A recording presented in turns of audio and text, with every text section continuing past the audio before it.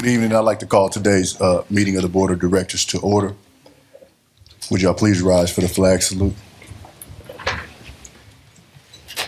I pledge allegiance to the flag of the United States of America and to the republic for which it stands, one nation, under God, indivisible, with liberty and justice for all.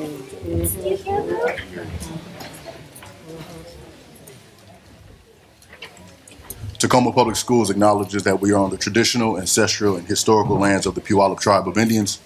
We honor with gratitude the land itself and the Puyallup Tribe. This acknowledgement serves as a first step in honoring our nearest tribal neighbors and partners who have inhabited this region since time immemorial, and to whom we give thanks for allowing us passage to their lands. We shall intentionally create inclusive and respectful partnerships that honor indigenous cultures, histories, identities, and socio-political realities. General Counsel Benroe, we call the roll. Yes. President Stroger? Here. Vice President McElroy? Here. Director Keating? Here. We have a quorum. Also like to recognize our student rep who's here this evening. We have Amelia Constantine. Good evening. Director Leon? Here. There it is. And Director Baumbright has an excused absence this evening. Noted. I move to adopt the agenda. Second. The agenda's been moved and seconded. Question, comments about it? All those in favor? Aye. All right, none opposed. Moving on to agenda item number 6, recognition of staff, students, and community. Item 6.1, Whole Child Champion recognitions. Mr. President, Board of Directors, I tell you, I need this one this week. And my heart is just filled with the room today because we have this wonderful honor to honor some really amazing people that are relentless about their support to keep every kid safe, engaged, supported, healthy, and challenged. That is very complex, heart-tugging work.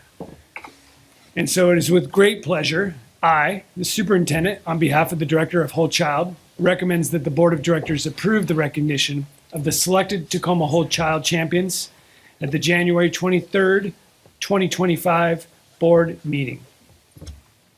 I move to adopt. Second. Moved and seconded. All those in favor? Aye. Any opposed? I'd hope not.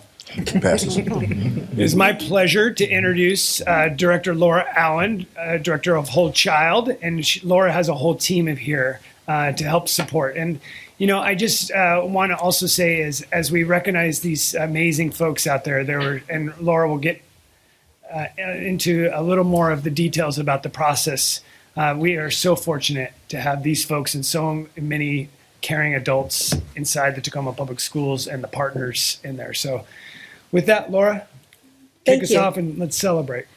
Thank you. Good evening, distinguished board. Thank you for this opportunity. I'm Laura Allen, Director of Whole Child, and I'm with the Whole Child team tonight.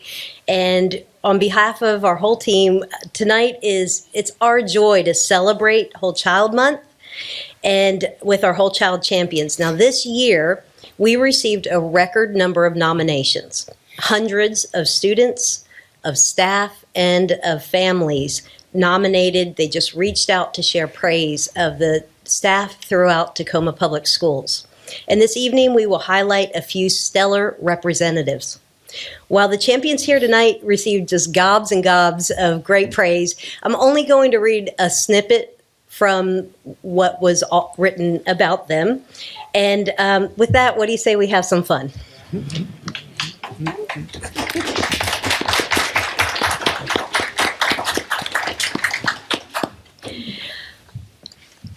Micah Arneberg, CTE teacher, Cab Cafe.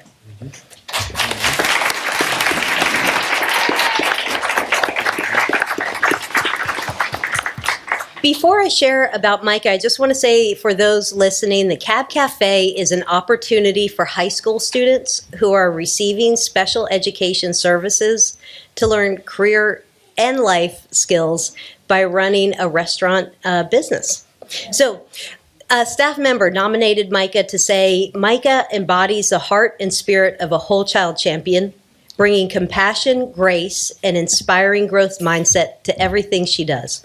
Through her instructional leadership of Cab Cafe, Micah not only teaches students critical skills, but models the importance and value of serving others with kindness and respect, creating a culture of care that radiates throughout our building.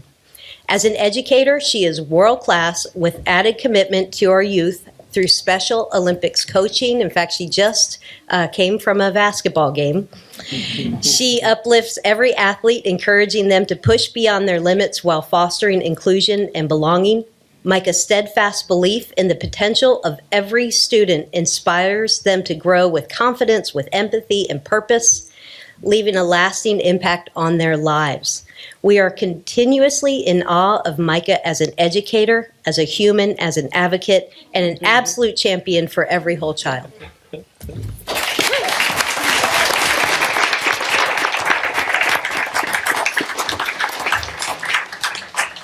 Joseph Brooks, teacher and coach, Wainwright Intermediate.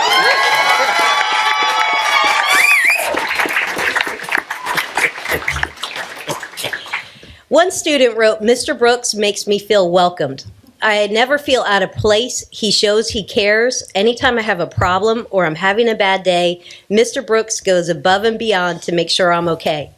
He's not just a teacher to us students, he's someone we trust." And a parent shared, "Mr. Brooks provides a safe space for all students. He advocates for those who feel they have no voice. He cares about the mind, body, and spirit of the young generation of kids. He stands up for the ones who need it most. Mr. Brooks is a real-life superhero." And I want to add one last comment because this student heard about Mr. Brooks receiving this today and is in the audience, came here to support.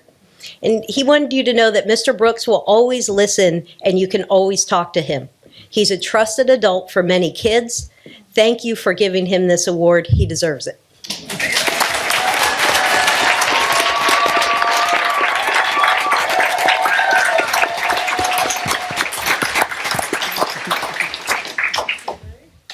The Megan Clark, Family Support Liaison, Bernie Elementary.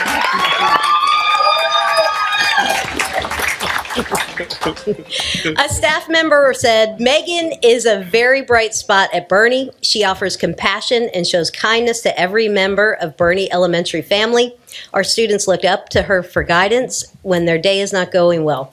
They just need Ms. Clark to greet them, to know and make them feel that they can turn their day around and make it better." Another staff member added, "There likely aren't enough words in my vocabulary to accurately describe the many ways Megan Clark creates a predictable and safe environment at Bernie. She leads our walking school bus, which ensures kids get to school on time and safely. Megan goes to unbelievable lengths with laser target focus in mind, access. She's all about providing access for our students and our family. She has been a champion in the heart of this community for 10 years.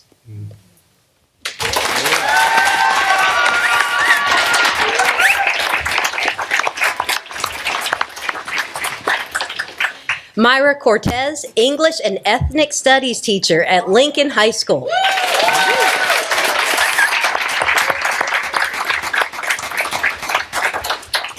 Myra has been a strong advocate for ethnic studies course and we're thrilled she has taken that on this year. Myra is a Lincoln graduate serving the community where she grew up and has a real passion for equity outcomes for all Lincoln students. She puts a lot of time into lesson plans to ensure all students are represented. Students are able to create things that represent themselves and their culture with her classes. Another staff member added, "Myra consistently models teaching practices that allow each and every student to be pushed to their full potential. From the moment they walk in her room, students experience a sense of belonging and safety. Myra is generous in opening her door and sharing her practice with other educators throughout our school and district."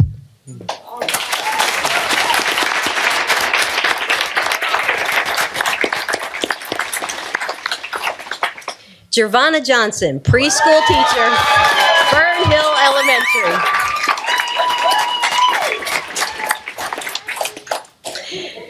A caregiver wanted you to know that she said, "We've noticed a marked improvement in our son who is now better equipped to identify his emotions and express them rather than have emotional outbursts. The take a break space is something we love. that was provided for students in the class, and we have adopted that at home.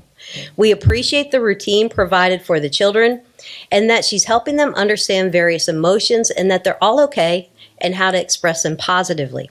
Ms. Johnson is also the most bubbly, infectious, and kind-hearted teacher I've ever had the pleasure of meeting. And a staff member added, Ms. Johnson has created a classroom environment that is warm and welcoming. The students are happy to come to school and learn. Ms. Johnson has implemented different types of community circle activities to support learning how to recognize and regulate emotions, build relationships with peers, and have empathy for others.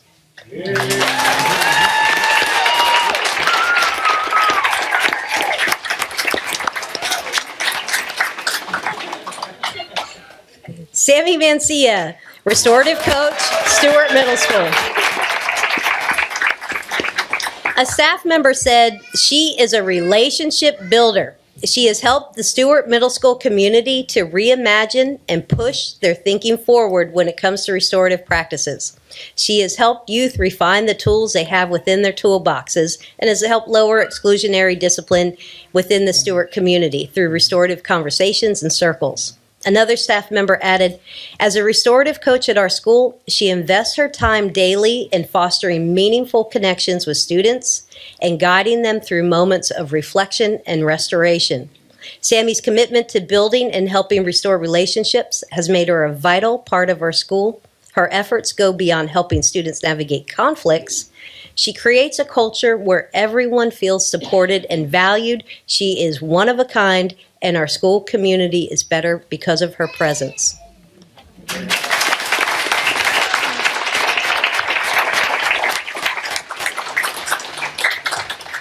Melissa Porter, school counselor, Bose Elementary School. Melissa Porter, this is from a student. Now, we don't usually have elementary students write in, but they said Melissa Porter is a champion for making sure that students feel like they belong. This is because she has made a huge impact on students, including me, who felt like they didn't belong. When she worked at Washington Elementary, she helped me feel included. I still sometimes check in with her because she's such an amazing person. She also puts herself in the student's shoes so she can fully understand what the student feels and sees. And a staff member added, Missy is the exemplar of a whole child champion. Not only does she support all students, but she also supports staff in supporting students. She is intentional with her words and actions to be kind, caring, supportive, focusing on solutions and how to make things work for students. She is a leader for social emotional learning for adults and kids. Bose is lucky to have her.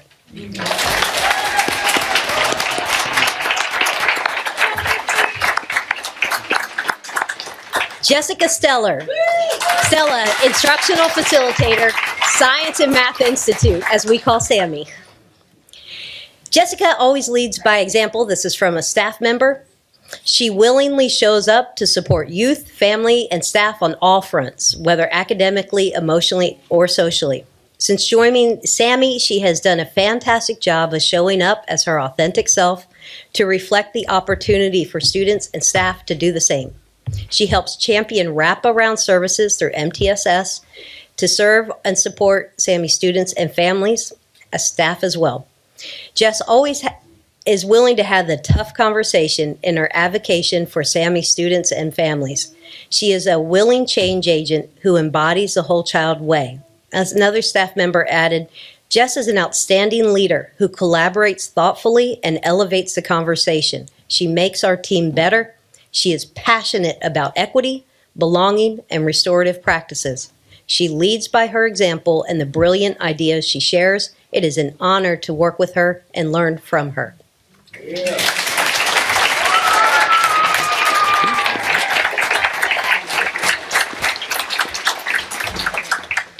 Carrie Vaddix, teacher, Stadium High School. A staff member said, Carrie is very kid-centered. Not only is she a culinary teacher, Carrie goes above and beyond to help students develop life and work skills to be their best selves in the world. This next one is from a student. I want you to appreciate how extraordinarily well written this is. Chef Vaddix is a person who always is always encouraging community. In the 2 years I had her class, she encouraged community circles through discussions and plenty of group work. Over the years, class grows extremely close. This is due to her rule that each week students sit next to someone new until they've sat with everyone, and her providing a safe space to branch out of your comfort zone. She maintains this environment through mutual respect with her students and a continuous effort to keep improving. She is committed not only to teaching culinary skills, but also empathy, fairness, and critical thinking. It is evident through her daily actions and the tenacity which she approaches every situation, and that is why I believe she deserves to be a whole child champion.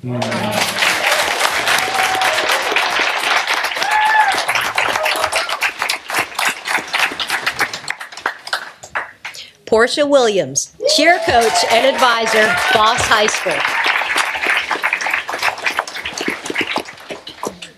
One student shared, "She makes me feel like I belong. I never felt like I belonged or was wanted on a team, and she changed that for me. She makes me feel like I add something to our team. She encourages me and the rest of us cheerleaders and hypes us up. She pushes us to do our best and lets us know she believes in us." And a parent wanted to share that Coach Portia provides a safe environment for my child to practice cheer. She encourages the students and pushes them to do their best in a positive way. I know my child is safe with the coach. My child never felt like she would belong in any cheer team in any school until meeting Coach Portia, who gave her a chance and believed in her. Now my daughter radiates confidence, feels like she has somewhere to belong, and has found a sport she loves and dominates.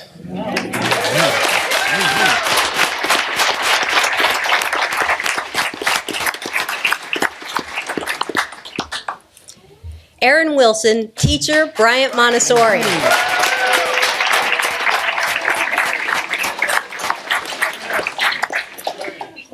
A staff member shared, "Mr. Wilson creates space for student voice, listens attentively, and finds ways to genuinely apply student inspiration in class, including developing a student-run newspaper for upper elementary." A student wrote in to say, "He elects regular student council that allows students to put power in the hand of students by allowing them to choose the candidates and allowing them to express ideas and decisions about class. During Circle, he allows students to weigh in on topics and rules and allows students to express beliefs about real-world politics and their own wisdom." And I'll wrap up. A parent guardian shared, "Mr. Wilson has helped my unique child to shine. This year, I have been extremely ill for months, and he has shown her compassion. He comes up with innovative and fun teaching strategies all the time and makes learning a pleasure for our child."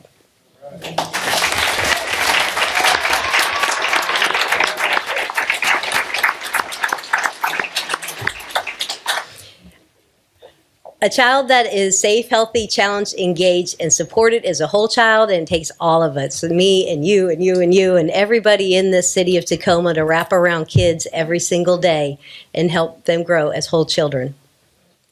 So, Mr. President, I'd like to do a couple of quick little things. I'd like to introduce you to a few folks, board of directors, audiences.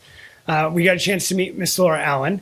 There's a whole child team, right? And the whole child team, and folks may say, well, what does the whole child team do? They do an awful lot, right? And so without going into a lot of details, Christy, can you wave your hand? Ronnie Gordon, Jimmy Greer, Audrey Wilson, Teresa, did I see you? Kate Frazier, in that space. And these folks help us and everyone in our buildings continue to try to be their best. And they're not alone. But it's not lost on me that we couldn't have nights like tonight where we are able to pause and recognize amazing people without you. So thank you. I would like to bring all of the Whole Child champions up and take a picture with our Whole Child department, the board of directors. And so it'll be a very big audience up on the stage. I know Mark is... He's ready. He's already ready. And so, Mark's always ready. We're going to gather you, and then I'm going to say one more thing. So if we get all the Whole Child champions and the staff and the directors up, we'll get organized and we'll get a picture here in that space. Oh, Yeah. Oh, yeah. Take the trophies out.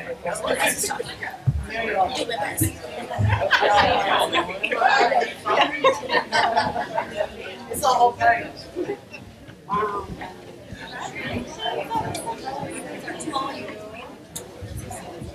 Dr. Garcia.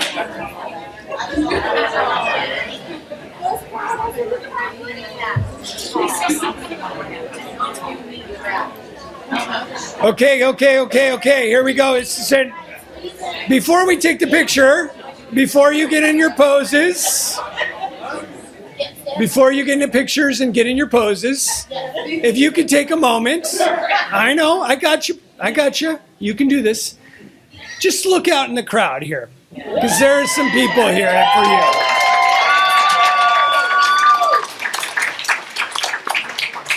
So on the count of 3, we're going to take a picture with Mark, and then we're going to do a second one when we say whole child. And all this is about you getting more squat time. Okay. On the count of 3, Mark. 1, 2, 3, smile. And 1, 2, 3, whole child. Whole child! Thank you all.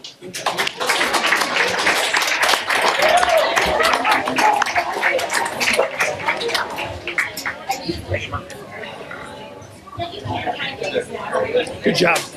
Thank you. Congratulations.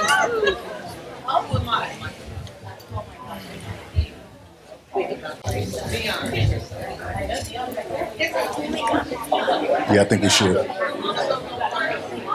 Let's do one more recognition, and we'll take a break if you want. Ladies and gentlemen, we're going to move forward to item 6.2. So I'm proud that y'all are here, but I do want to give the board of directors an opportunity to say some kind words to our whole child champion. So if y'all don't want to leave too quick, if you ain't got food on the stove, I would ask that you just wait a quick second and We need to do the clap, Corey. and receive these. Oh, they hear me. No, they hear me. Go ahead, Vice President. Okay, so I was going to make some comments about all the wonderful whole child champions, and so I'll just start off with Gervonna, Danae. I want to see you with my eyes. Okay, so a lot of people don't know when I was elected to serve on the school board back in 2021, I was working as a para in her classroom. So she is a special needs advocate and champion for youth. She and her best friend, Larisha, who's here too. See, I already cried. You don't get to cry. They run our place, and they're really changing the world for our special needs students in Pierce County. They've been recognized multiple times. But I just want to start by saying thank you for allowing me to learn from you, to grow with you. And she was the first and maybe the only person to celebrate me. She was in the room when I got sworn in. So I just really want to take this time to really thank you for all the work that you've done.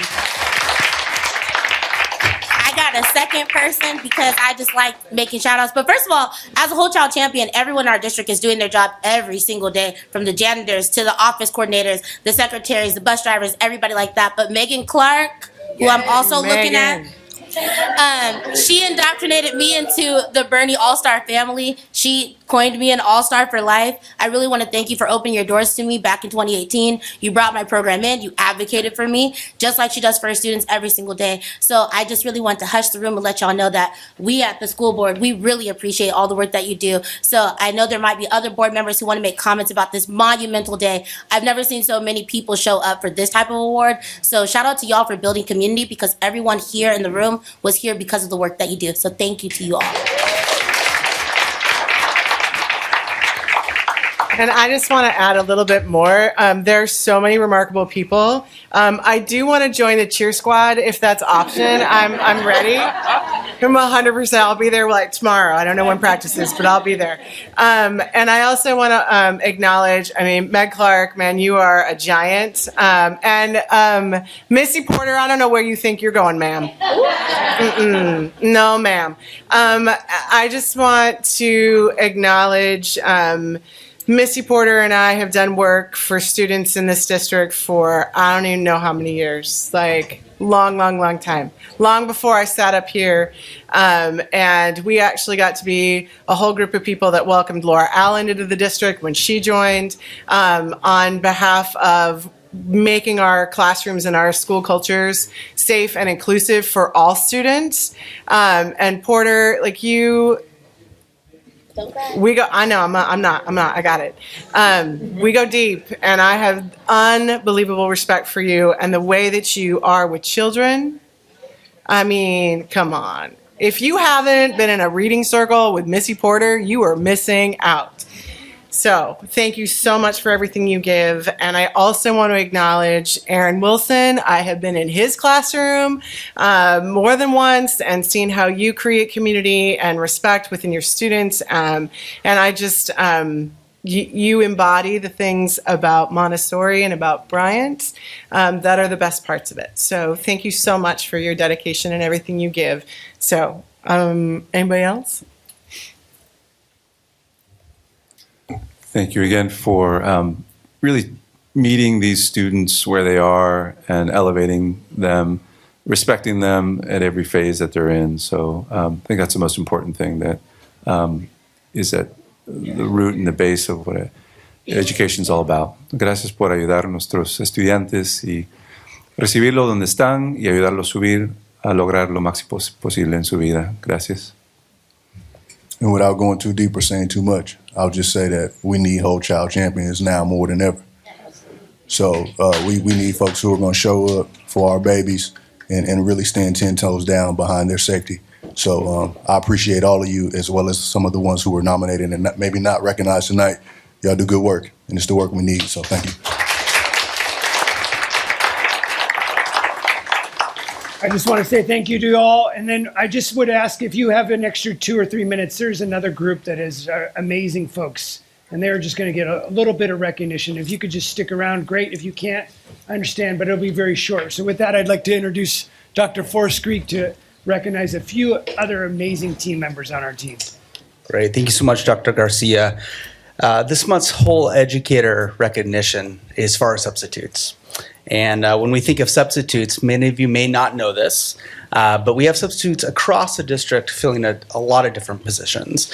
These are the hard numbers out there right now. And I will speak from the heart a little bit here right now, which is, I think when I came to Tacoma Public Schools, I came as a substitute. Like, that was my first gig here. And I remember two main things. One, I was exhausted at the end of the day. And number two, nothing gets you ready to be a substitute. Like, I'd gone through my program and done all of the right things and everything, and I just had to roll with whatever came to me. Sometimes there were great plans, sometimes there wasn't, sometimes you just didn't know what was coming at you. But what I learned from that experience is that you really get to know how to connect with kids on deep level and be able to connect with them in ways that many folks don't. And so I just want to give a shout out to a lot of our substitute teachers out there, and our bus drivers, our principals, our educational support specialists, bus monitors, bus drivers, nutrition services, office professionals, and campus security officers. They all have substitutes working in the ranks, and we need them more than ever, and they're doing some amazing work. I'm going to recognize a few folks out there, and I'll just a little bit quickly, but I want to recognize folks that from across the board. These are not teachers, but bus drivers, again, nutrition services across the board. And these are amazing folks, and I'm hoping that some of them are able to be here, or at least some of them, or if you've ever subbed, we'd love to have you stand up and just be recognized. Anybody? Really? There we go. I know that, and I just want to echo Forrest, and I know people want to leave the amazing work our substitutes. Forrest, and we had a little event called COVID. Forrest and I were co-substitutes at Hilltop Heritage for a dedicated period of time, and we survived, right, in those days in there because we weren't prepared in that skills in that space. And these people are highly skilled. They have great, amazing relationships, and they keep not only our kids going, but our staffs going in those critical times. So big shout out to our subs. And with that, thank you so much for staying for that little brief moment. Yeah, thank you.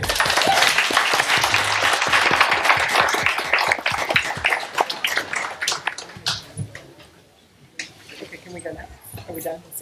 That was it? We can't leave. Oh, we're not done? That was fun. And so as folks start to transition out, we'll slide to the next agenda item, which is item 8, staff report to the board, and there is not one, or there is one? Item 7 is superintendent's report. Oh, I skipped. My bad. It's okay. Amelia, it's all on you.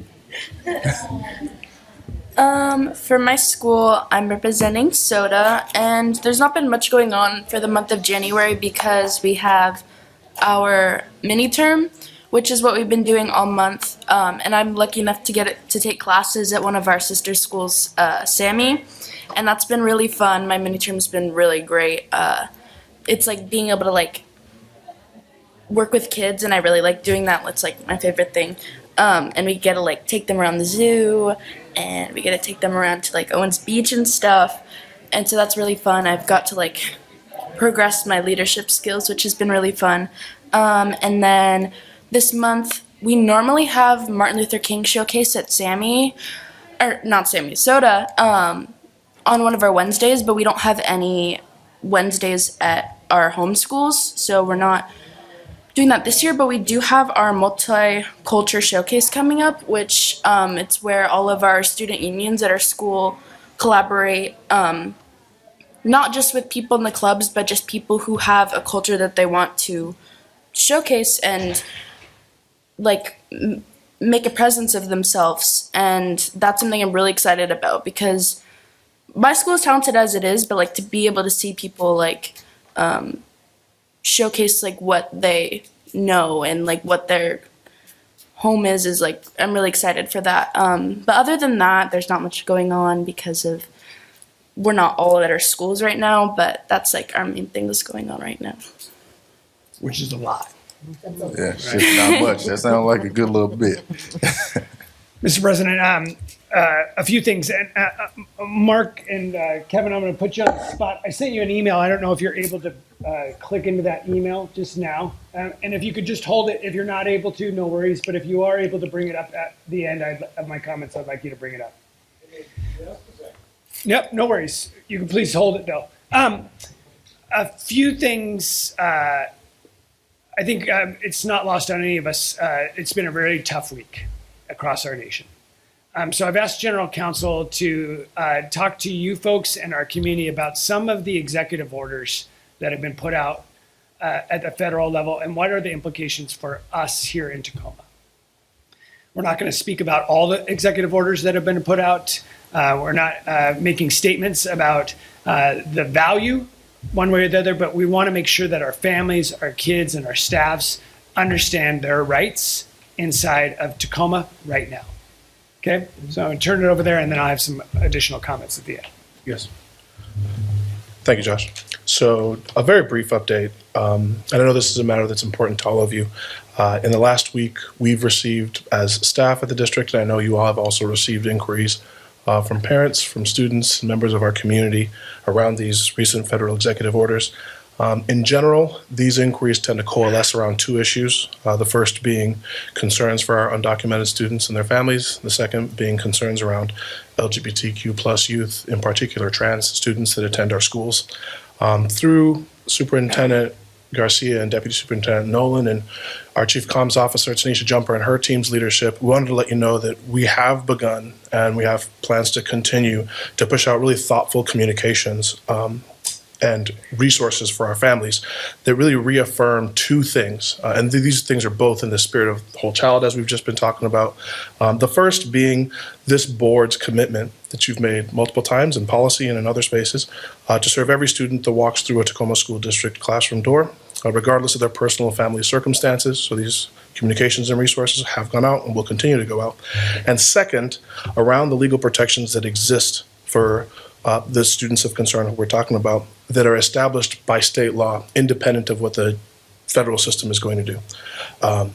So these resources and these communications have gone out. We have a plan for them to continue to go out, and that you'll hear more from us in the coming weeks about what specifically has gone out, and then questions that we receive.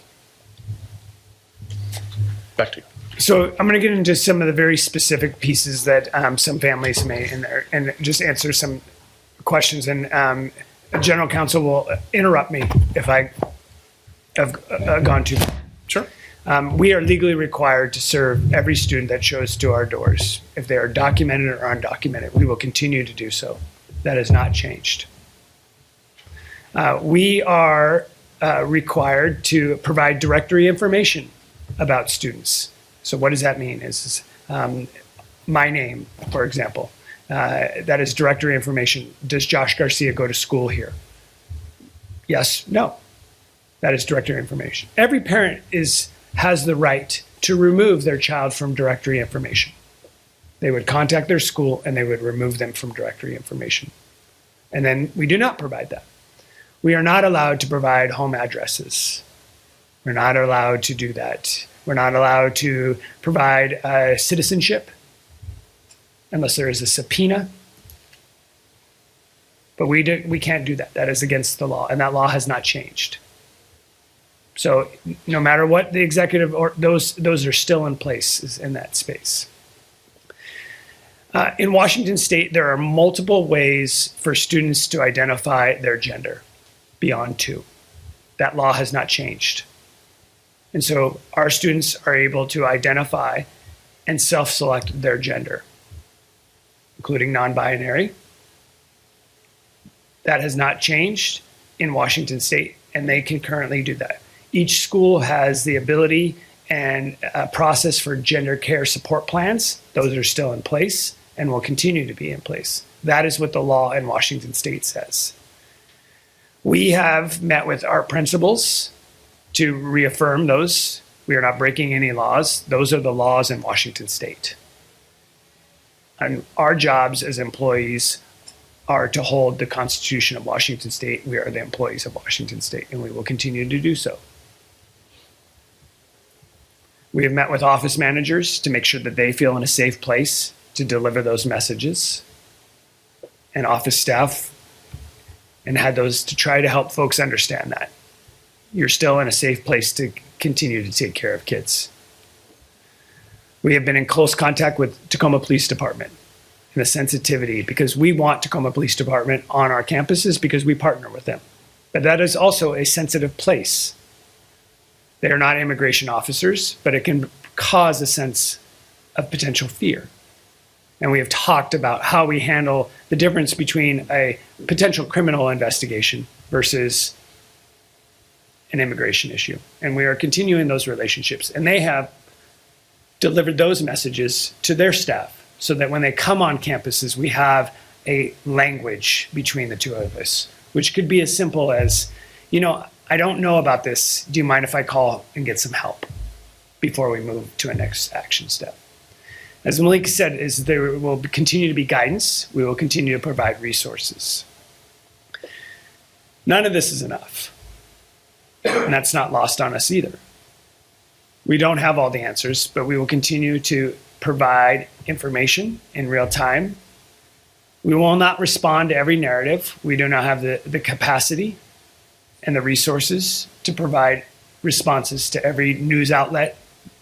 But as the laws change, if they change in Washington State, we will address those accordingly at that time. We will continue to be active in our state legislation through the legislative process. That is not new. That is something we are always doing in that space. We will examine our own policies and regulations to make sure that if there is a need to be updated, to make sure that they are clear in the context. As you know, sometimes policy and regulations may need to be updated because the language is a little bit old, to make it more clear. And we are committed to doing those things. President Strozier and myself sent a message out to staff. Another message went out on behalf of the board and the staff through President Strozier and myself to the community to try to share the intent of what has happened to date. So I will pause. I want to give you that as just an update if there has questions or comments to that, and then I have just a few more updates. Could you just talk a little bit about the guidance that was released from OSPI as well this morning? You want me to, or you do? Either way, I'll share and then you can add anything you think might be pertinent. Yeah, so OSPI released a guidance brand new, came out today, was published today, that does a really good job documenting action steps that the state recommends for each of the 295 school districts related to really specific issues around immigration. This can be anything from releasing student information and the privacy rules that apply if you have to release information. It has to do with the school and school district's response if different law enforcement officials come to the school.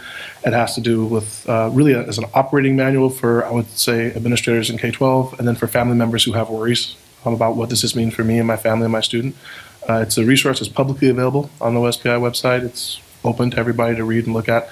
And I would say that if we had community or parents or students or staff that had a lot of questions about like specifically like what's the guidance that we should be looking at, it's a pretty good resource to be able to look at and know the lay of the land. My only caveat there is in around language, and maybe I'm interpreting it, is the actions aren't necessarily new. So the publication has been updated, and it is very relevant in that. The legal interpretations of what is not new. And I want to just continue to echo that because the Washington state laws have not changed. And we need to remember that in this space. And so the guidance that has been released and updated in that for school folks on how to handle this is still reflected to the laws that are currently in place and have been in place prior to this administration. Is that true? Can I add one more piece to this specific? In the directive from Homeland Security that was released, I believe, on Tuesday, some of the language changes, which there's a difference between language changes and actually the changing of a law. So I want to make that distinction.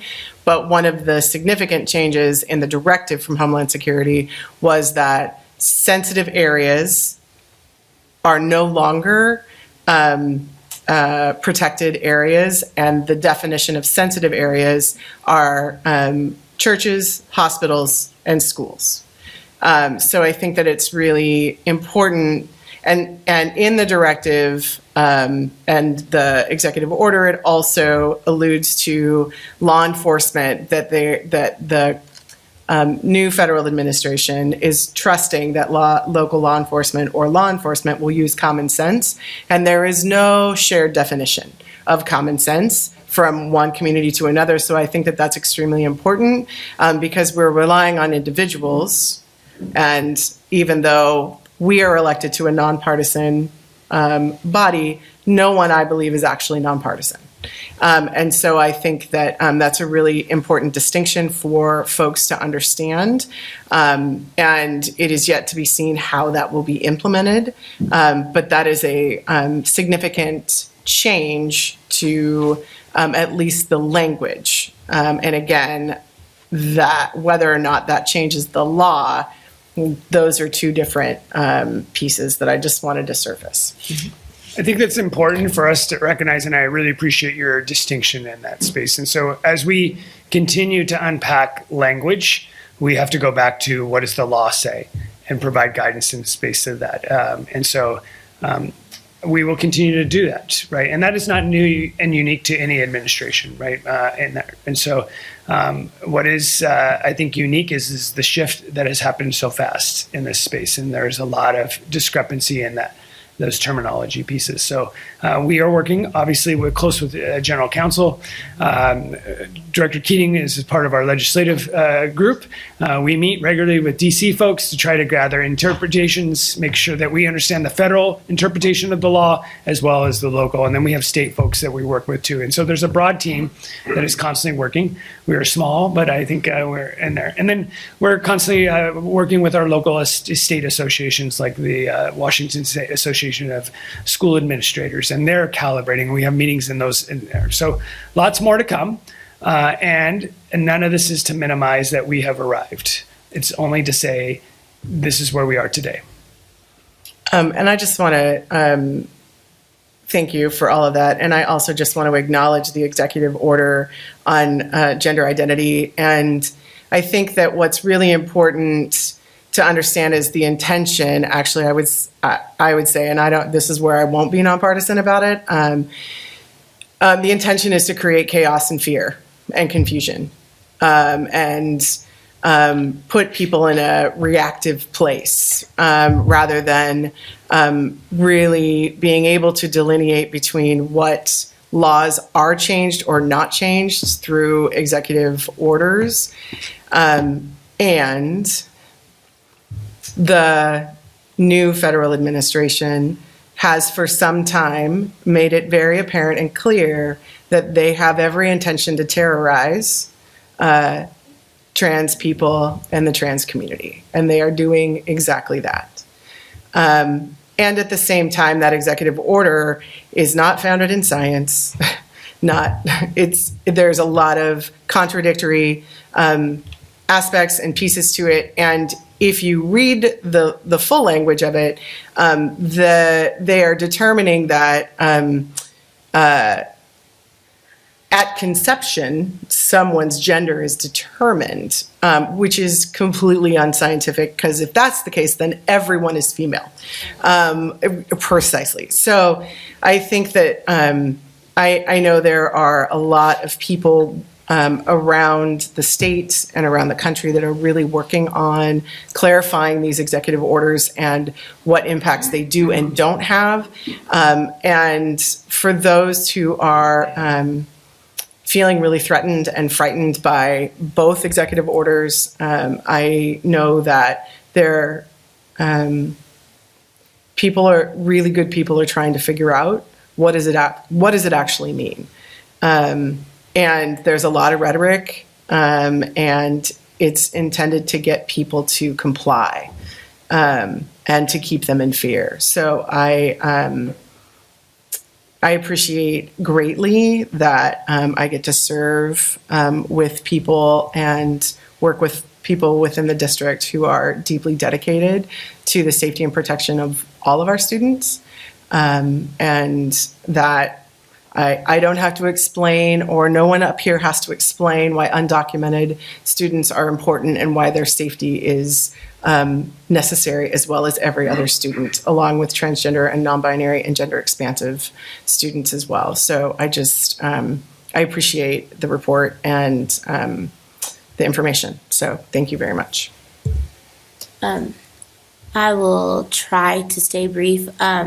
So in the work that we do as board directors, we work with other governmental agencies, and we work across the state with other board members. And so I've been reached out to by folks in King, Pierce, and Snohomish County. In those three counties, there are multiple boards that have current vacancies, some due to the fact that people have stepped down after the election in November. I understand that there will be a lot of confusion and frustration with board members as we work to navigate the many changes that will be happening. I will say that in 2020, I was one of those rebel-rousing commenters on Facebook because I didn't understand everything that was happening, and I didn't know how to have my voice heard. And I think here in Tacoma, we tried really, really hard to be responsive. I do like to read this email from the dais. It's board, BOARD at tacoma.k12.wa.us. I only have to say that because as these changes come about and you're saying, I don't know what's happening at my kid's school, the principal's not responding to me, the office staff didn't know how to answer my question, I didn't hear back from Superintendent Garcia, contact the board and we will do our best to try to help staff mitigate these issues as well from our policy perspective. And then also just know that this work takes a heavy toll on board members and board directors. I know that there's going to be a lot of frustration. I know that my inbox is going to be full for the next 4 years. And I look forward to meeting that challenge. I'm committed to serving our students, every single student, every single day. There are so many of us in the district that really believe in that. And I do understand one of the members who stepped down, she did step down due to her immigration status, right? And so these things are really impacting people at a deep level, and that's someone who advocates for kids every day. And so when I'm hearing stories like this, I want to be mindful and remind folks that some of us, like myself, I'm fortunate to have not so difficult immigration status to navigate. I'm also unfortunate to be a member of the Black American Society. My community has been targeted as DEI. It's not DEI for me to be Black and just live and exist here and serve and support my students. I know that there's going to be a lot of things hurled our way, and I know that it's going to be very difficult for people of marginalized backgrounds to continue to serve, to continue to listen, continue to be empathetic. But I know that I'm committed to doing that work. I know sitting here with these people here, including our student reps, there's some things that we just all believe in. And so I just really want to highlight that there are board vacancies around the state of Washington due to some things that are happening nationally. And when that got brought to my attention, I wanted to highlight that in this conversation too. So this work is really hard. It's really meaningful. And I'm really grateful to serve with all of you. So I'm going to shift topics. That's good. That's really And good. one, Thank you. I'm going to do one connected topic. I want to thank community member Antonio McElmore, and I would like to thank board member President Corey Strozier for leading a conversation with our Gig Harbor colleagues from Gig Harbor High School and Lincoln Ames over racist comments in the athletic field and how to move forward and restore. And it was got a lot of positive feedback. And that doesn't happen unless kids are willing to come to the conversation. Adults are making sure that kids understand that you need to come to this conversation. It takes courage on both sides. It takes courage to say I did something wrong. It takes courage to stand with somebody that has harmed you and face that. And it takes courage to stay in that space. And it takes courage and skill to be in that space with people and facilitate that. So I want to thank them. And then on the final note, I just received this message. So gentlemen, if you could bring this up, because I think, can we click the X? Yes. This is from about an hour ago. These are Hump Middle Schoolers on the ski slopes in partnership with Metro Parks Tacoma. And dedicated is not the right word. What is the word that I'm looking for when you allow somebody, you donate it? All the gear is donated for the kids. There's a bus that is provided. I remember when my parents moved me up from California, they took me up and my brother, and one of the first places we went was to Snoqualmie Pass. And our Levi's, I think they were actually Sears Toughskins to be in the space. And it was cold and wet. It was not a memorable time. And that drove me to wrestling. And so when I see kids like this up on the slopes and getting that, and a lot of adults. So I just want to give a big shout out to Metro Parks Tacoma. I want to give a big shout out to Hunt Middle School, the Thunder, because it takes a lot of work. I want to give a shout out to our general counsel, who helps us mitigate risks and work through those things. And I think those smiles are, that's what we were trying to create in all these conversations. So every kid gets that smile. And it may not be through skiing, but in that safe space. So I will end my comments on that note. I just want to clarify, because I know it's brand new for everybody, but is it now Parks Tacoma? Thank you. Is it Parks? Did I get it right? Parks Tacoma? It's Parks Tacoma. Okay, we're all practicing, everybody. It's brand new. We learned about a week ago. I'm still stuck. All right, well, we're going to move forward to what I believe is item number 8, staff report to the board. There is none. And then item number 9, members of the public wishing to address the board. Before I read all of this stuff, do we have any blue cards? Yes, President Okay. Strozier, we have 2 tonight. Let me get to reading. Public comment guidelines. School board members encourage public participation. Your civil input is appreciated. Board members will not respond to your comments during the meeting. The superintendent or a designee will follow up with you after the meeting if action is needed. Instead of speaking at a meeting, you may also send an email to the board at board@tacoma.k12.wa.us. Please contact the board office in advance of the meeting for disability accommodations.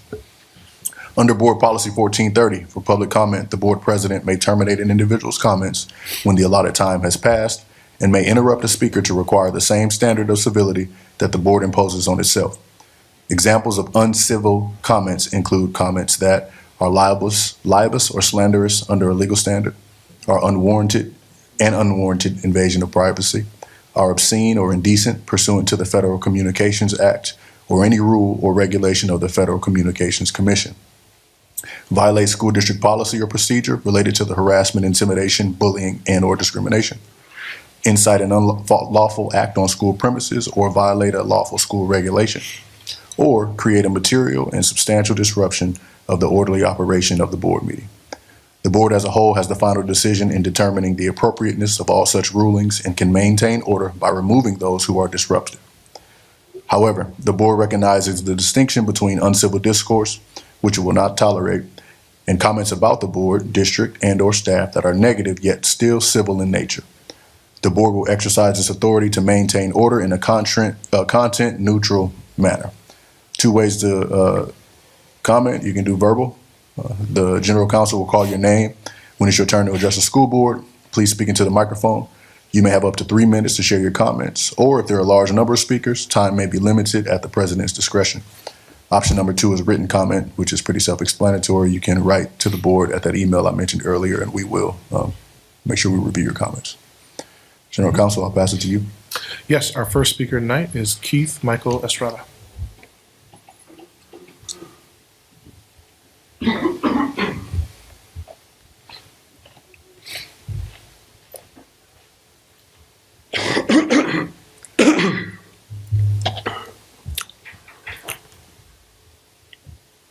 Good evening, everyone. Keith Michael Estrada. I thank you, Board Superintendent. I want to take this opportunity to address you concerning the protection of our students, as you were discussing earlier, in regards to those who may be in fear, especially because of their status, due to their migration status, that is. I come from California. I'm new here to Washington. And I've seen communities be afraid when we have patrols come to our neighborhoods. And I know that we're further away from the southern border here in Washington. But I am also familiar with the Northwest Detention Center as well. And I know that the legacy that it has and the terror that it contains as well is not a positive one. And I know that Tacoma and the district has a large migrant community that it serves every day, right? And so the statement that was put out by the board and the superintendent yesterday to the staff and today to the community, I think in relation to the executive orders that were put out, I think was lacking. And I think it should be reflected upon that, yes, this is new, but the election was 2 months ago. We saw this coming. Also, this is not a new political figure. This is an exam that we had the answer key to. This happened over 4 years ago, and it's happening again. We can have policies and procedures that explicitly state that we will not cooperate with federal authorities. Right now, we have policies that state we will cooperate with law enforcement. We do not have policies that state that we will not cooperate with federal authorities. So will we leave it up then to teachers to be the ones to protect students and be the ones to obstruct federal authorities to protect those students? And then who will the district stand with their teachers and their staff?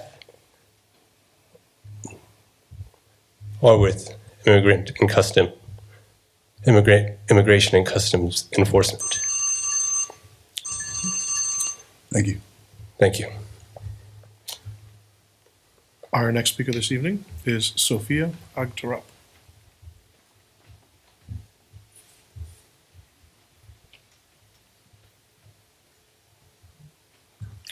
Good evening. My name is Sophia Agtarup, and I come before you as an active community member, resident of the city, an immigrant, a parent of a Tacoma Public School student, a PTA member, and a deaconess in the United Methodist Church, a lay order of persons called to vocations of love, justice, and service. I'm here because I care for my neighbors and the safety and security of those who now fear for their lives. These neighbors are students and families of students here in our Tacoma Public Schools. I understand that one of the strategic goals for the district, Goal 4, is health and safety. In this goal, the plan states that we, and I say we because I believe that as members of this community who support you all and the staff of our schools, we must play an active role in creating and maintaining healthy and safe learning environments that then promote excellent academic achievement.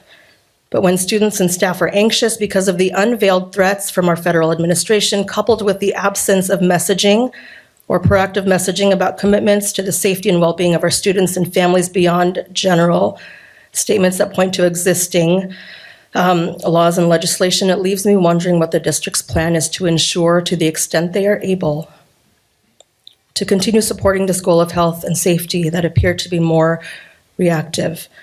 We have seen from cities and districts across the country their proactive and explicit communication and support to assure that communities that we have rights not to collaborate with ICE, and that they will prioritize the safety and wellness of students and the communities and families who support them.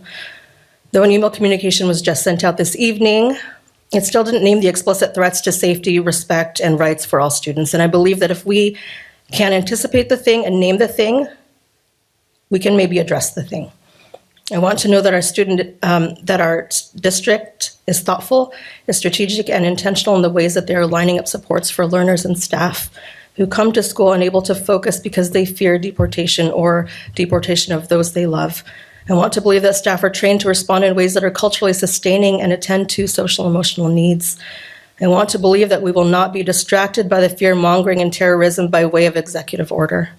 I want to see that our district is unequivocally clear about our unwavering support and commitment to healthy learning environments for all. And I believe in us. I believe in our communities to show up for one another. I believe that together we can activate a radical imagining for thriving that we know is possible, regardless of status. Assume status in other protected classes, whether through board policy, procedure, or practice, such as what colleagues in neighborhood school boards and districts have already done to explicitly address limiting immigration enforcement in schools. And so I look forward to our collective work together to keep us all safe and well.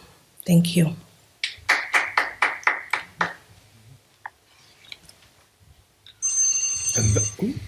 And that concludes public comment for this evening. Moving forward to agenda item number 10, which is the consent agenda. Second. It's been moved and seconded. All those in favor? Aye. Aye. It's only 4 of us. I didn't hear anybody opposed. Passes. We're moving on to item number 11, policy matters. 11.1, second reading of policy 2255, alternative learning experience programs. The General Counsel recommends the Board of Directors adopt the revised proposal of policy 2255. Just real quick, at the very beginning of December, the first Thursday in January, we had the Equity Policy Review Team take a look at this policy. A quick summary of their suggested changes that are reflected in the red lines. In that first purpose statement, they wanted to make clear that students in our district who choose to do ALE as an option to reach graduation, they wanted to make sure we had some language in there making clear for families and parents that they would have access to the very same graduation requirements under board policy and then commencement activities as well. So after the Equity Policy Review Team, we met with Sean Martin, one of the principals over TOL, and got the specifics and wrote it in there. And then the rest of the red lines you see are from the original policy 2255 on ALE. So it's got both the red lines from the original and then the red lines from the feedback from the Equity Policy Review Team. And because it's a second reading, we would ask that the board take a vote on the passage of the policy. I move to adopt item 11.1. Second. It's been moved and seconded. Any questions, comments? All those in favor? Aye. None opposed. We'll move to item number 12. Financial report. The district's monthly financial report will be presented. Here comes Kari. Kari's coming on behalf of Roslyn and the team tonight to give our monthly financial update.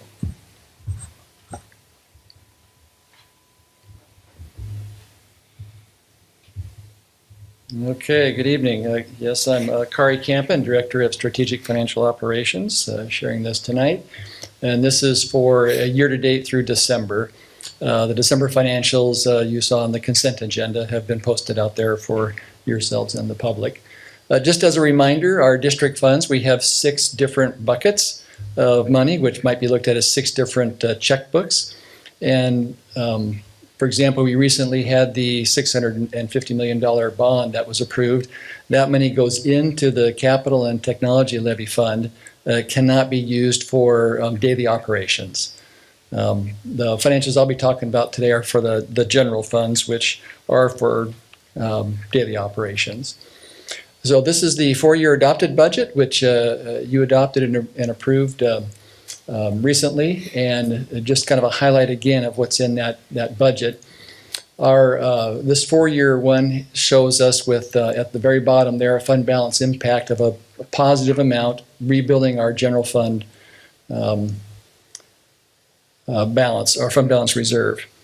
So this takes in some optimistic revenue assumptions throughout that entire 4 years, which now, of course, we're not sure what the impacts will be from different choices that have made up there, as well as our legislators who will be meeting in the near future to talk about budgets for the state. So just to kind of, you've seen this before, but just kind of highlight that. The next slide here shows our budget for this year, for the 24-25 fiscal year, and then where we are year to date through December in the financials that are published out there.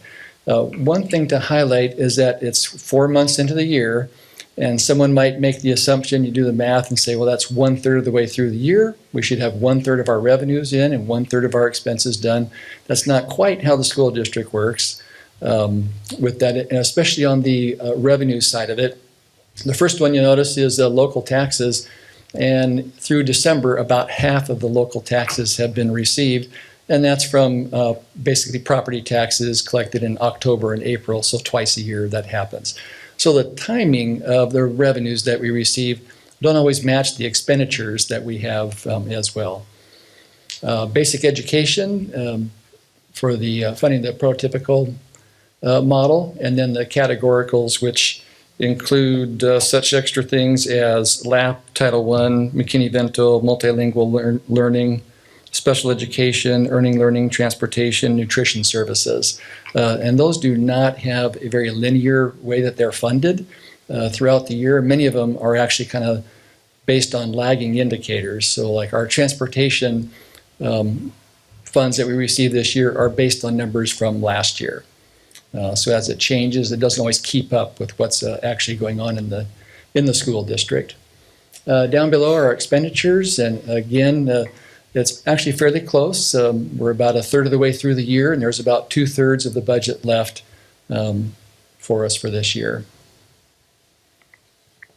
So I want to pause a little bit about, Kari used the example of transportation and just unpack that. So we get the revenue from last year, but the expenditures were last year, right? So we're getting expenditures now for the population we have and having to pay those bills, but we don't get the revenue associated with that for a year from now.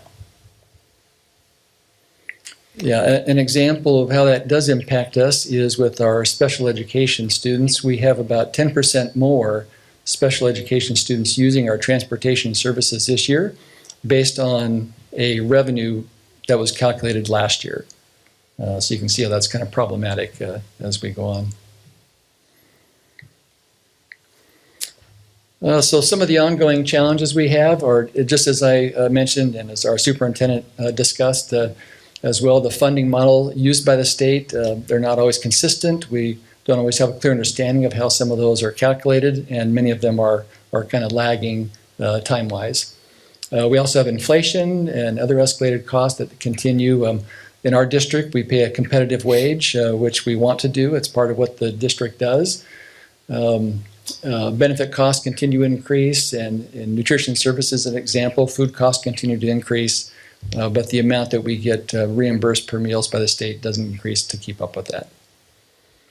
On the legislative side of it, this is pretty critical for us as we go forward, as well as other school districts too, on what our state will do to address transportation costs with McKinney-Vento students and so forth.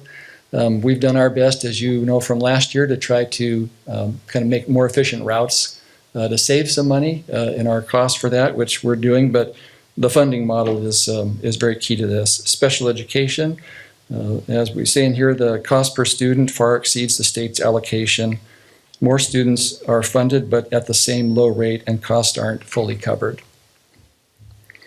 The basic education prototypical model, again, that model only covers 66% of the costs allocated to the districts, and then limits on local levy taxes or levy collections, which we'll have more coming up on that in the future.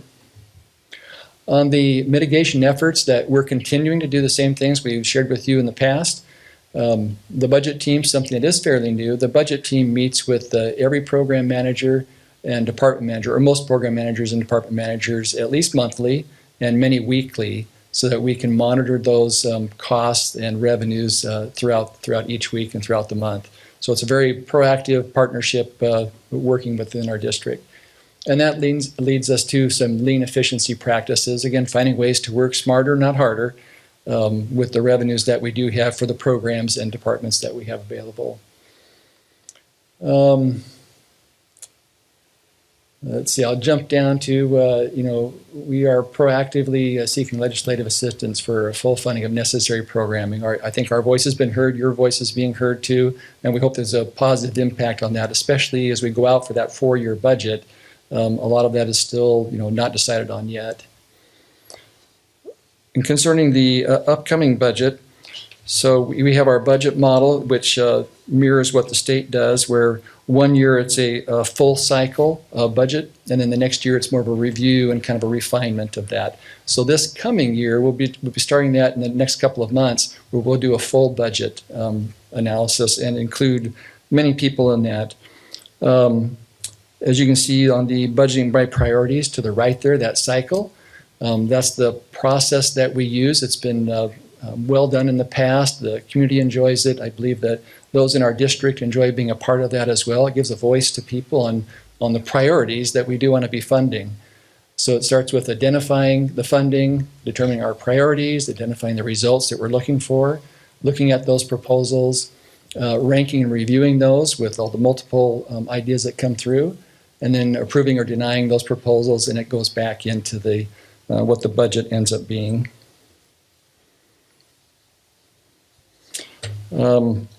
Those contributors are the board, superintendent and their cabinet team, department managers and program managers, who again are part of that weekly or monthly review of budgets, so they're intimately involved in those. Community outreach, which includes one that's added on this year, will be the Community Budget Committee. So if somebody wants to get involved from the community, they can volunteer to be a part of that committee. We teach them about budgeting. We teach them about the different accounts that are here. We ask them to take a look at what we have and help to make decisions on where we should focus our efforts. And then the budget team, who puts in an enormous amount of hours. I like to kid that they only work half days, meaning 12 hours a day. They put a lot of time and effort into our budget each year. And that's what I have for today. Any questions? I just was curious. I know there's a lot of talk around the state budget shortfall, and I know we also, our new governor, Ferguson, his proposed final budget has not been released, and there's a lot of scarcity discussion, I know, through the legislature, and just curious for the public's understanding, and I know we don't know until the legislature determines at the end of the legislature session, but I think I'm just curious about how how the team would anticipate what's going to come out and the impacts of, say, if there are 6% cuts across the board, I just am wondering a lot about how these impacts to potential budget cuts might impact us. And that there may not be an answer right now, and just more worry that I have as I think about budgets, unfortunately, too much.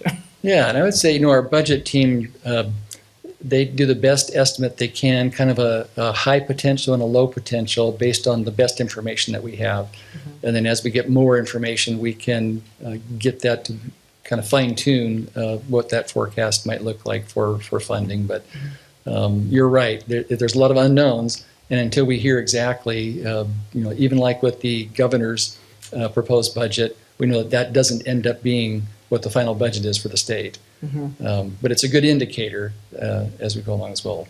I don't know, And also, Superintendent, do you have anything else yeah. you'd like to add to that? Yeah, and I think just going back to some of the other educational series, it really depends where the money is. Right, there's in that slide around the different buckets. Sometimes states, federal government can make investments in certain areas, but it's Roslyn uses green dollars, red dollars, right? And some of those previous examples have, and the costs associated with it go up as well. And so there's unintentional consequences, and it's difficult to not live in the future and worry about it. So my answer to you is it's going to be extremely tight. From all the signaling of the state's shortfall, all the competing interest, the amount of money that is projected to be needed to solve the state's education needs and the gaps, I don't anticipate that they will all be met. I think we continue to try to be as conservative as possible. I think we've seen that we are in a very dangerous place with our fund balance. We are not alone in that space. And I think we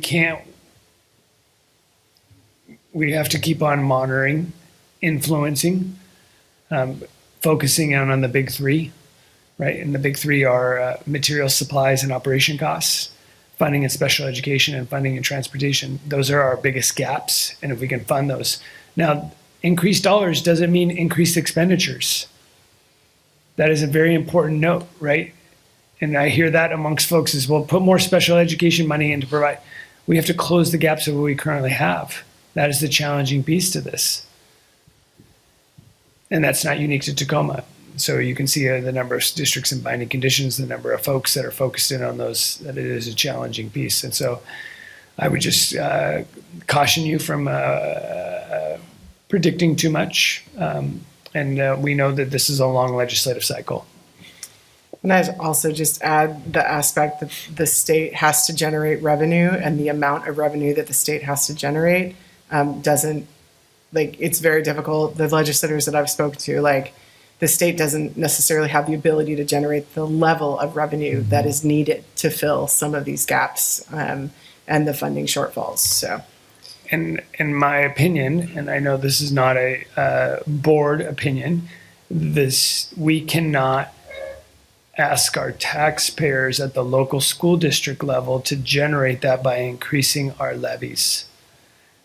And the reason that is yes, it's another tax, and there's another tax at the state level, but the vulnerability, if we don't pass those, is catastrophic. And so as those conversations in the community are there happening, or you're talking to your state legislators, that is not a viable answer to pass that opportunity on to individual school districts to hope that they can raise the money for basic education opportunities. And I'll remind all of us that we were required to only spend those dollars on enrichment activities a number of years ago by the legislator in the McCleary decision. And that has magically just kind of drifted away. and also there are a number of districts that can't pass levies and bonds. Mm-hmm. And so it's not even an equitable model to begin with when you look at it statewide. So, Great. Thank you. Thank you, Kari. Any other questions? We're good. We'll move on to item number 13, curriculum and instruction. Item 13.1, approval of interlocal agreement number TSD-25-009 between Federal Way School District and Tacoma School District number 10 from October 31st, 2024 through August 31st, 2025.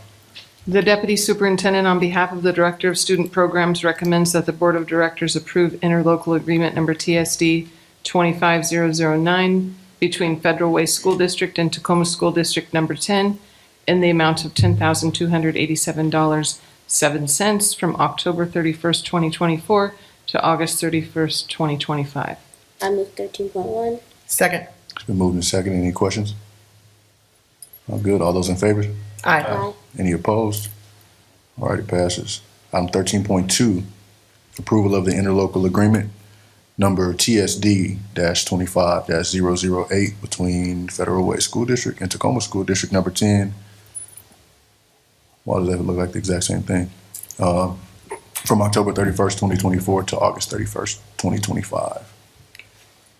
Just to answer that question, why they do look like the exact same thing, different amounts. The interlocals, in essence, we work with our interlocals. In this case, it's Federal Way. We have students who are actual Federal Way students who attend private schools within our school district. So when the students require a need, that's under Title I.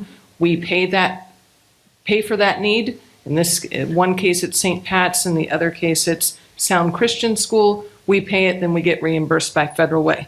So with that said, 13.2, the Deputy Superintendent on behalf of the Director of Student Programs recommends that the Board of Directors approve interlocal agreement number TSD 25008 between Federal Way School District and Tacoma School District number 10 in the amount of $3,429.34 from October 31st, 2024 to August 31st, 2025.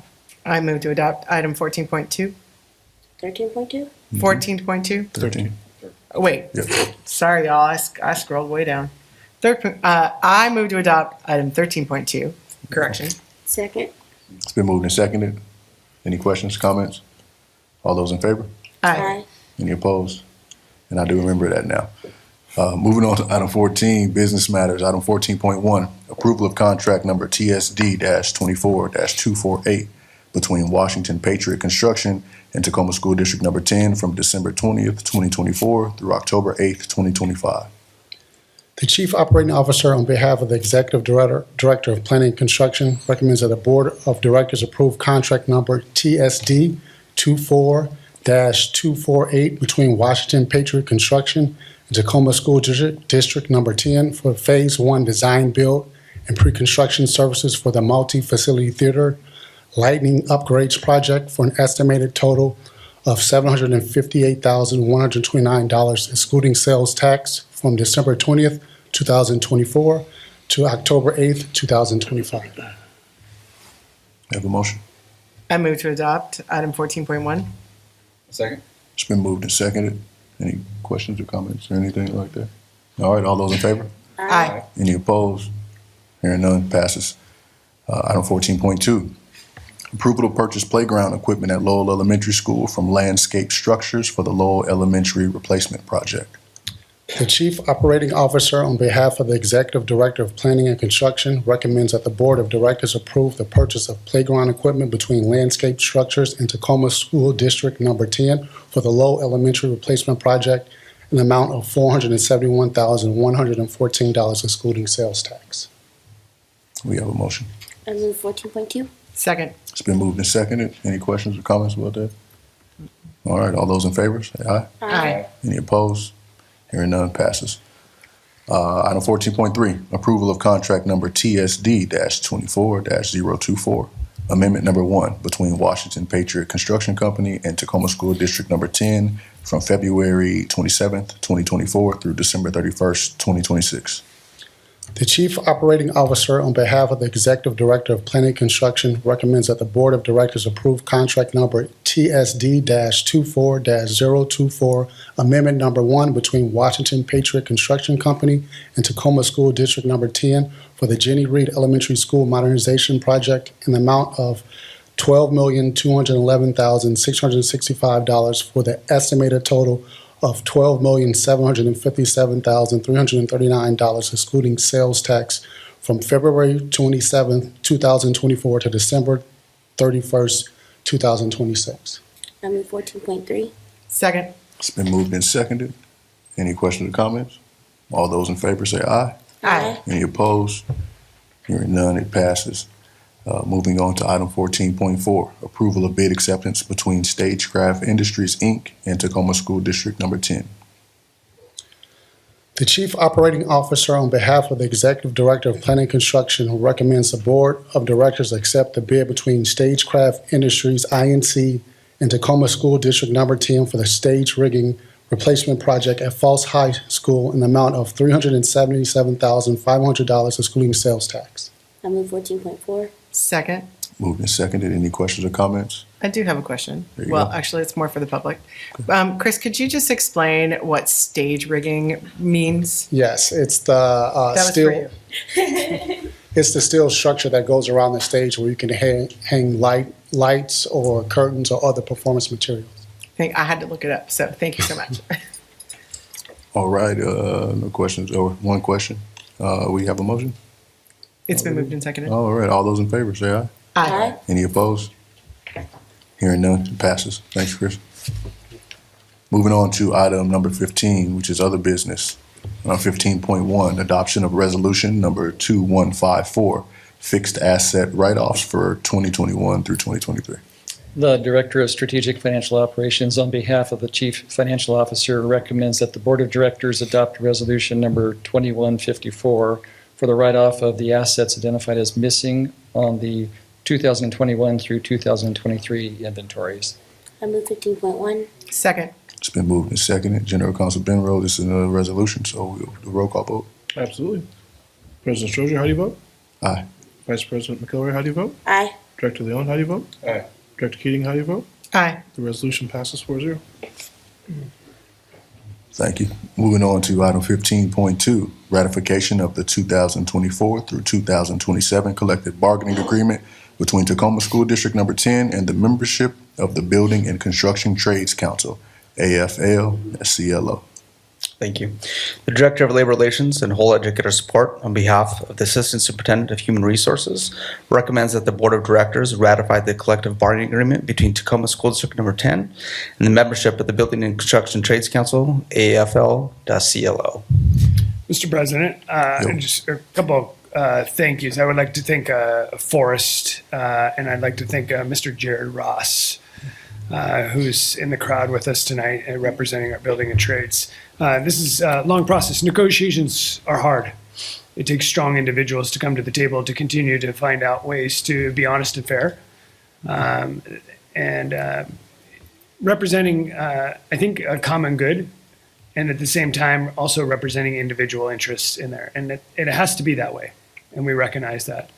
And I think Forrest and Jared demonstrated all the way through this long process a commitment to saying, these are shared team members. We have to do what's right. There's not endless resources, but we still have to do what's right. I appreciate Mr. Ross's leadership. He's a very strong individual. He knows the market. He knows the industry. He knows what's right for the employees of that. He represents that. And he also does it in a respectful manner, in an honest and upfront manner.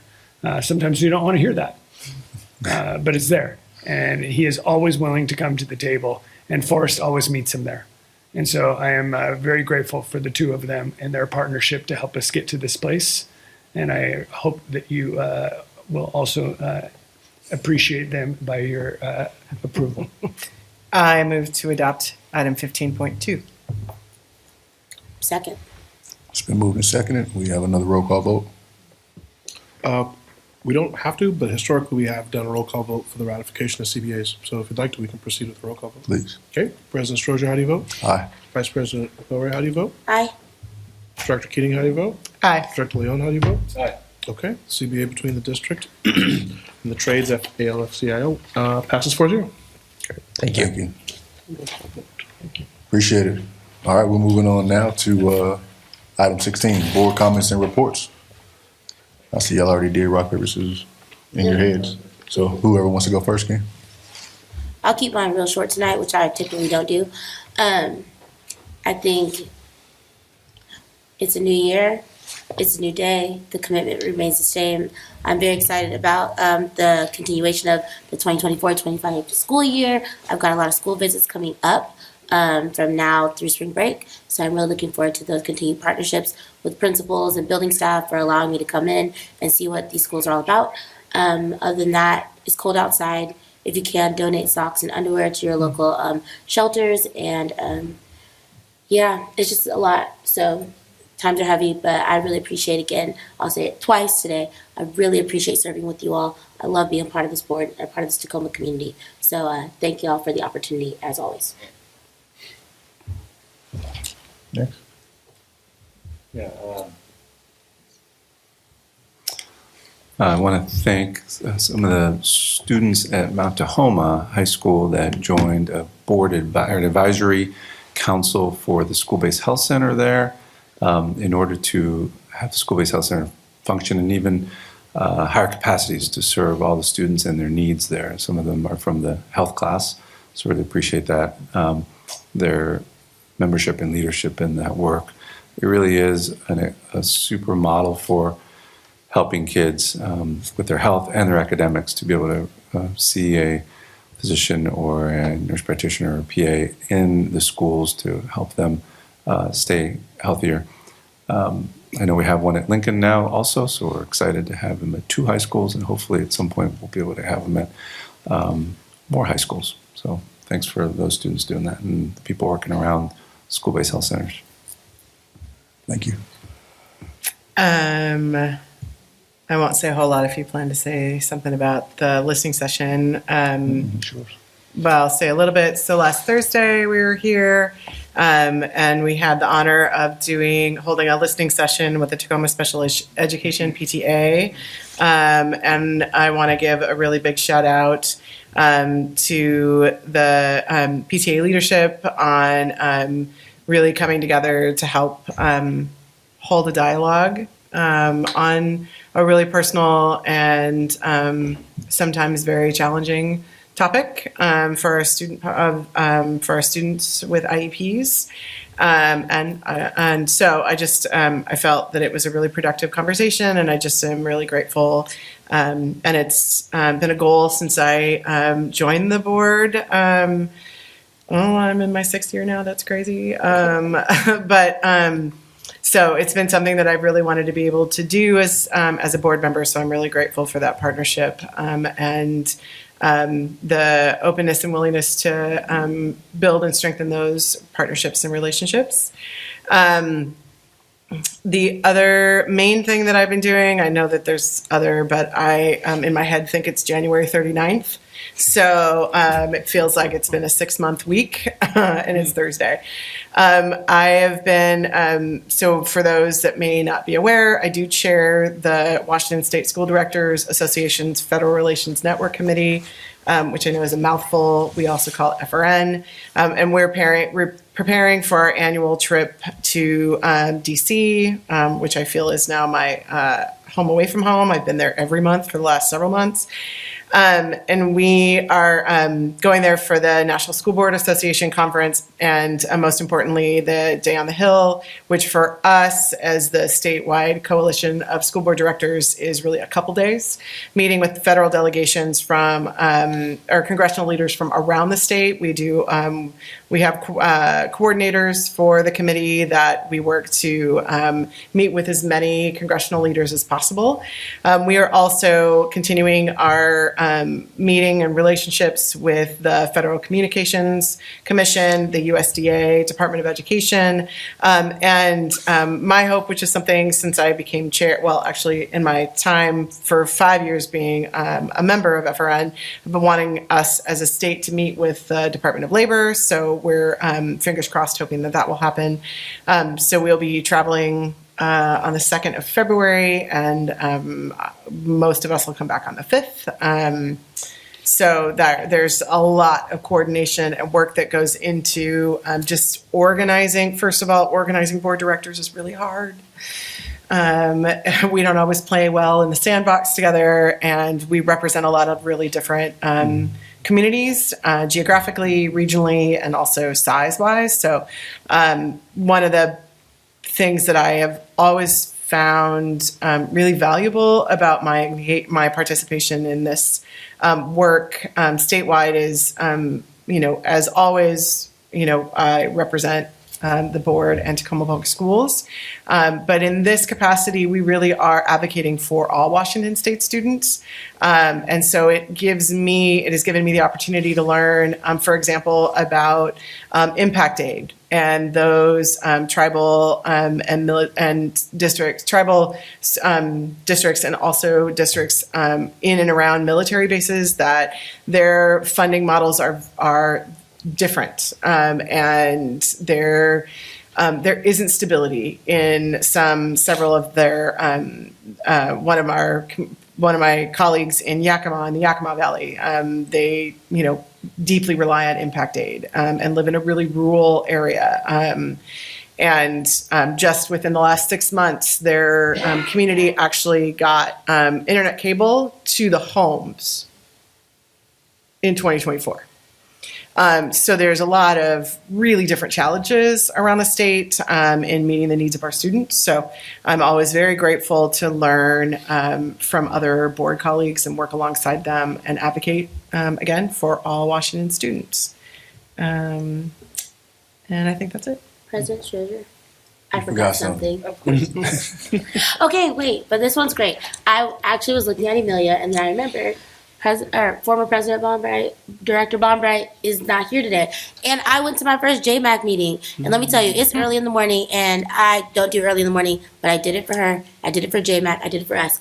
And I learned a lot about the ways that JMAC is working to continue aligning the municipal governmental agencies all around the city of Tacoma. There were staff from different agencies, executives from different agencies, and then also there's a new chair, a new vice chair. All that's really great, but all that to say is that I like that Director of Whole Child, Lauren Allen, she's been around to a bunch of different groups like the Pierce County Council and the City Council, telling folks about the work and letting them sign on and into our Whole Child.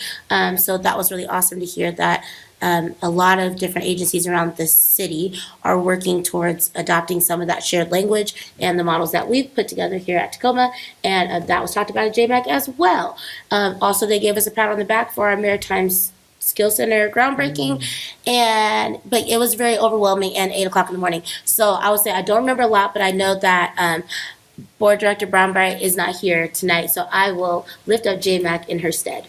She'd be proud. She's so proud. She'd be very proud. And I actually also forgot something. Period. I did. No, I'll make it quick, I promise. So one of the other things I wanted to say is that within the legislature, last year, the legislature had made a commitment to revisiting the parental rights initiative that they passed. And so legislative session started on January 13th. And I did get to attend all of the opening day swearing in and other ceremonial aspects in both the Senate chamber and the House chamber, which was always really fascinating. And so both the House and the Senate have different amendments to help clarify the language and some of the aspects that, I had testified in the hearing last legislative session on behalf of the district in terms of concerns we had and the need for clarification on specifically around mental health and reporting and what does that mean, because there's a lot of language that is really vague and very difficult to interpret in how it would be implemented. So the legislature in both chambers is working to create clarification. So it is a long session, so it could be quite some time before both chambers come to an agreement on whatever between, moving different bills between each chamber. So, but to the legislature's commitment, they are actively working to help clarify the aspects of the initiative that were concerning or of confusion that I know that we weighed in on. So I just want to acknowledge our legislative partners for taking that up and continuing that commitment because it's not an easy thing to do. So I just wanted to add that too. Appreciate it. I'll bring us home here. I spent time on baseball fields and classrooms and opposing gyms. In council chambers. I think I was all over the city since our last board meeting, which is like, okay, here we go. So I went to, with Laura Allen to the county council meeting to accept the Whole Child Proclamation. It's actually in my car. I probably should get it to one of y'all. On the 15th, I went to the ribbon cutting ceremony for Aaron Pointer Field, which is the home of the Stadium Tigers baseball field. So our Stadium Tigers and our Stadium Tiger baseball and fast pitch teams now have a place to call home. How dare us do right by young people. The 17th, I went to Lincoln High School and as Superintendent Garcia mentioned earlier, held a conversation with members of the Gig Harbor sports community and the Lincoln sports community. And when I tell you that saying, what is it? The children are our future. Like in the room that day, the children are right now, as well as our future. Like the conversation and the activities was majority student led. Before we could even jump into what we had planned, they were already having conversations. They were doing team building exercises that they had learned from their respective ASB. The young man who was the center of attention, if you will, was present and took ownership of his actions, which really shined a light on like what does accountability really look like. I'm here on different turf, and I am admitting to wrongdoing in a room full of people who were hurt. And it was a example, I think, for the students in the room, but also adults. Like sometimes you got to own your stuff. And that young man did that. So I was really proud to be in the room. Shout out to Antonio McLemore as well as Josh Chambers for accompanying me and creating the space and allowing students to do what they do best. And then on the 20th, I went to Lincoln versus Annie Wright on MLK Day. So it was busy, but I love it. Wouldn't trade it for anything. And here we are at a board meeting, and I'm getting ready to move forward to item number 17, unless you have something else. Mm-hmm. All right. I've got a quick announcement that I would love to share because there's an opportunity for voices to be heard. On Monday, our strategic plan survey will be open for student, staff, and community to provide their input into our next strategic plan. There will be social media reminders, email reminders, robocalls. So this is not the only time you will hear about it, but it is a great opportunity for individuals to put forth their voice on what they would like to see inside of our next strategic plan under your leadership. Things move in real time. I was given a reminder under supports on the website. There is a new section called Immigrant Students' Rights and Resources. And we have been working behind the scenes with the Puget Sound ESD on a website, all districts inside. And it has a large plethora of resources for families. It articulates what students' rights are. It provides translation to many of the materials that are on the site in there. So it also gives resources for legal services that are available inside the region as well. So it's once again under, and we'll make sure that we communicate to folks, but broadly, but under the supports section of the Tacoma Public Schools website, there is a new bar that talks about supports for immigrants, students, and families. Important to know. So please keep your eyes peeled for those communications and use the resource, please. General Counsel, you got something, or you good? No, I'm good. Okay, for sure. I'm already looking for the website. I didn't want to skip over you. He's always good. You good? All right. Item number 17 is the announcement of next regular board meetings. The day before Valentine's Day, February 13th, 2025, 6 p.m., we'll have a business meeting. February 20th, 2025, we will have a study session at 6 p.m. And then February the 27th, we will have another board business meeting here. With that, item number 18, this meeting is adjourned.